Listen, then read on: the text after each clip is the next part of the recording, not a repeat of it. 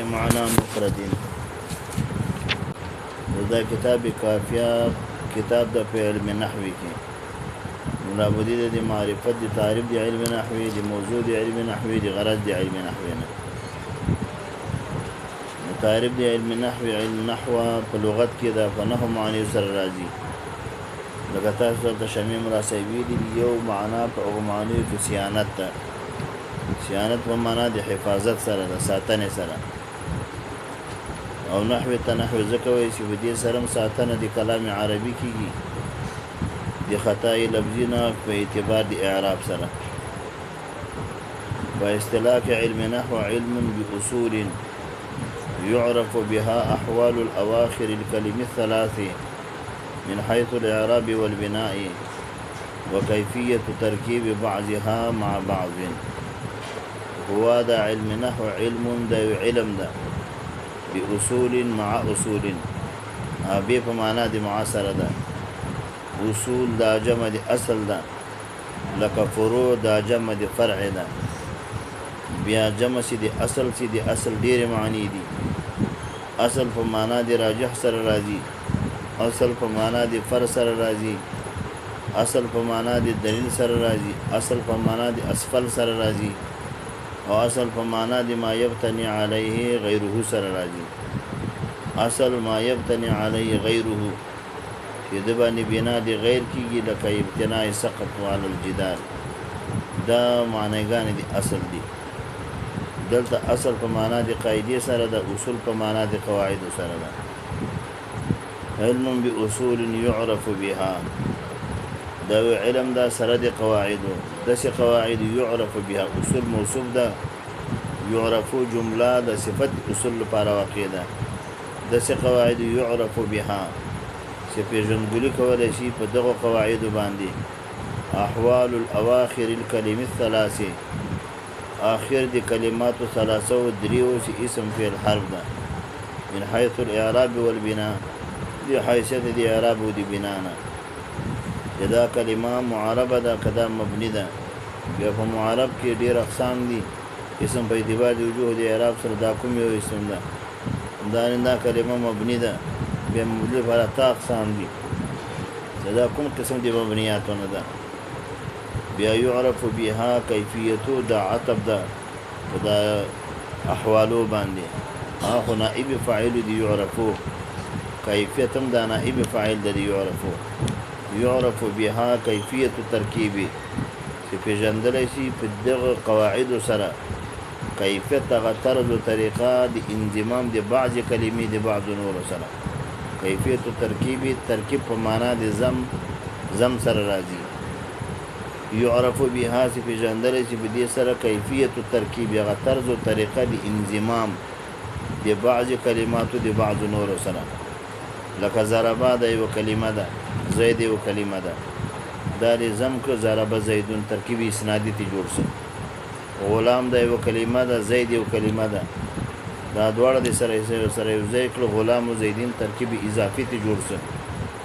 سیب دا یو کلمه ده وای ځان ته کلمه ده دواړه سره دی یو ځای کې سیب وای نفتای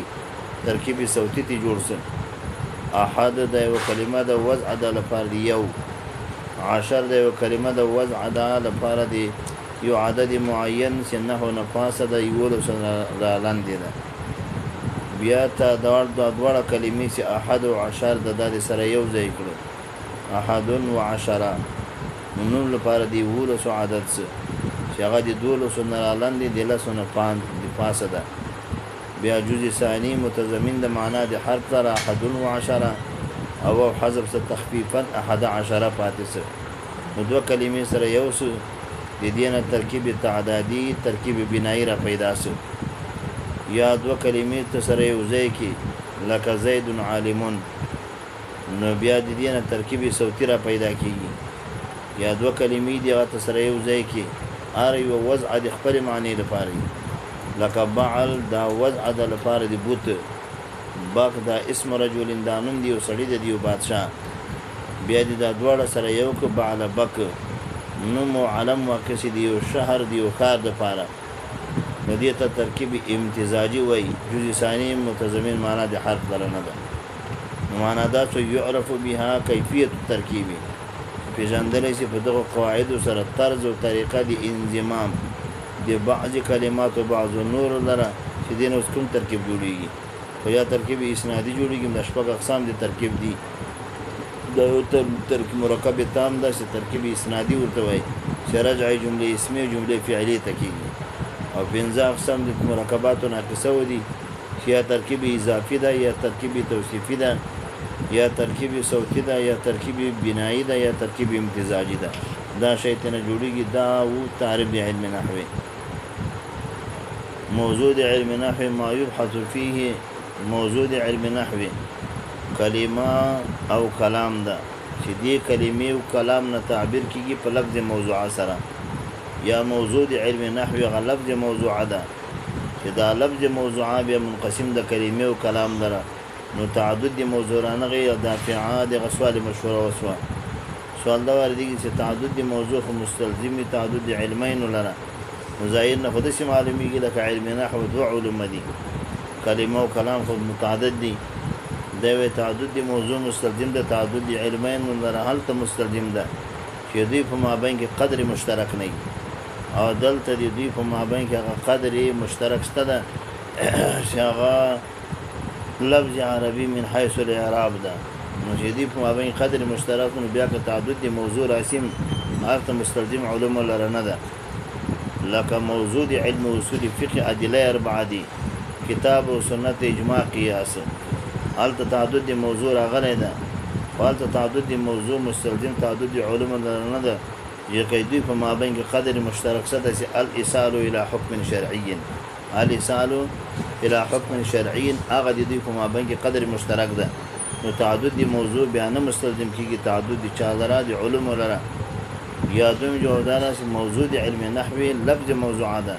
او لفظ الموضوعات خو بیا مفرد ده نو تعدد د موضوع داران غي غرض د علم نحو صيانه الذهن عن الخطا اللفظي في كلام العرب بچ کېدا د معبر او د ترجمان د ذهن ده د خطا لفظي نه په کلام عربیت کې